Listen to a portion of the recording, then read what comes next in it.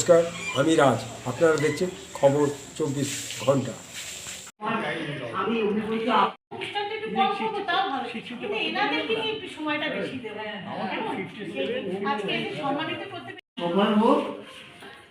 আর মা বাবাকে শ্রদ্ধা জানিয়ে বাংলা সাহিত্যের আজকের যে অবস্থা, তো সেই অবস্থা আজকে কোথায়? বাংলা সাহিত্যের অবস্থানে এখন আমরা আগে যেমন শক্তি চট্টোপাধ্যায়, সুনীল গঙ্গোপাধ্যায় এবং আরও অনেক বিখ্যাত লেখকদের পরিচিতি ছিল এবং তারা একটা স্বর্ণযুগের মতন কল্লোলযুগ, স্বর্ণযুগ এরকমভাবে তারা কাটিয়ে গিয়েছেন, কিন্তু অতি সম্প্রতি এরকম খুব ভালো মানের লেখক আমরা দেখতে পাই না। আজকের অনুষ্ঠানটা কি বিষয়ের উপর? আজকে অনুষ্ঠানটা আমার বাবা মাকে শ্রদ্ধা জানানোর জন্য অনুষ্ঠানটা আমরা করেছি। শুধু শ্রদ্ধাঞ্জলি নামে শৈলী শপথে এটার আয়োজন করা হয়েছে।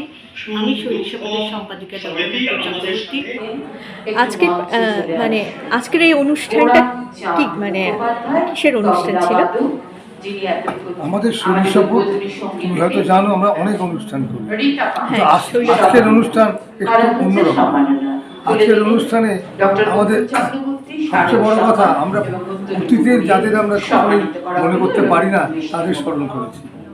আজকে আমার সম্পাদিকা মুকুল চক্রবর্তী তার শ্রদ্ধেয় বাবা মাকে নিয়ে করেছে এবং যাদের দিয়েছে তারা কেউ 80, 85, 86 বছর বয়স।